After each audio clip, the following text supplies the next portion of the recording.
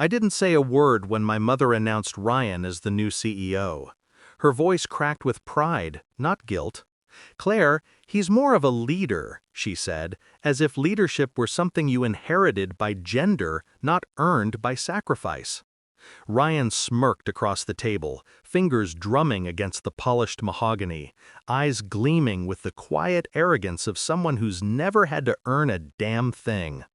The staff clapped, out of obligation, out of fear. Not one dared to meet my eyes.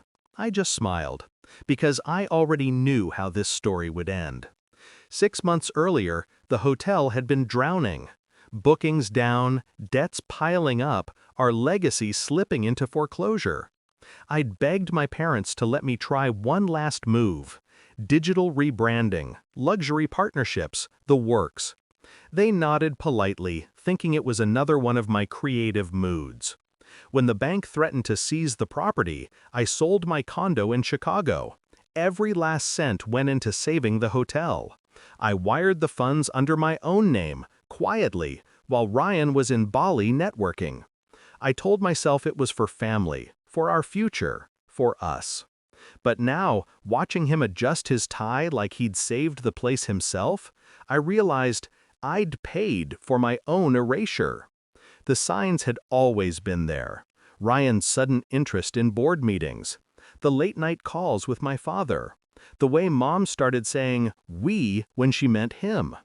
Then came the final blow, the leaked email from our accountant, mistakenly CC'd to me. Once Claire transfers the funds, move Ryan's name to the top of the credit line. That's when the noise inside me stopped. No tears, no rage, just stillness. I saw it clearly, the hierarchy, the favoritism, the years of invisible labor they'd all taken for granted. And I made a decision.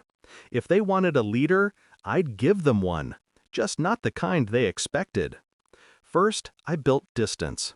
I started delegating tasks to Ryan, letting him sign the contracts, attend the investor dinners, make the public statements. I let him bask in the spotlight while I worked in the shadows. Then I changed things quietly. The ownership filings, the digital asset rights, the intellectual property for the new hotel brand, all registered under my name. The software for the online reservation system, my license. The marketing IP, my creation. He was the face. I was the infrastructure. And when you control the foundation, you decide who falls when it cracks. By the time the staff meeting came, everything was ready. The announcement, the applause, the smug grin, all part of the final act. Ryan leaned toward me, whispering, "Don't take it personally, sis. You're just not management material." I smiled back. "I know. That's why I'm resigning." My mother blinked. "Resigning?" I nodded and pulled out a single envelope, my resignation letter, effective immediately. Then I turned to the staff. But before I go, a small housekeeping update. As of this morning, the booking platform, digital brand, and client database have been migrated to a new entity, mine. The room froze. My father frowned. "What are you talking about?" I looked him dead in the eye. "The hotel may carry our family name, but everything that keeps it running now belongs to me. You handed the title to Ryan, but the business runs through my systems. Without my permission, this place can't process a single guest."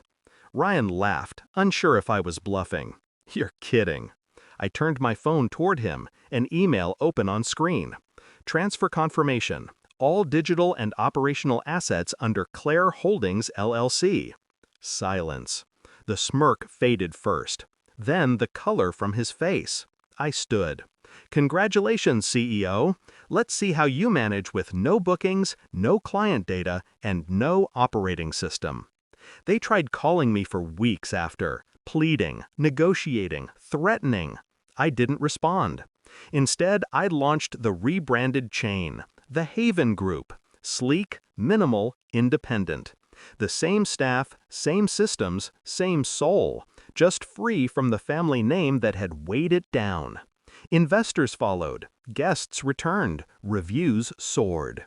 The old hotel? Liquidated. Bought, ironically, by one of my shell companies.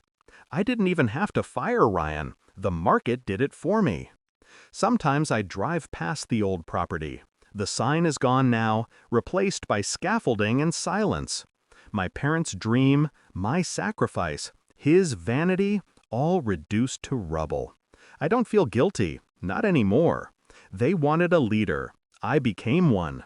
And the day my mother called, voice trembling, asking why I'd done it, I simply said, "You taught me to put family first. I just learned what family really means." Then I hung up. The line went quiet, and for the first time, so did the noise inside me.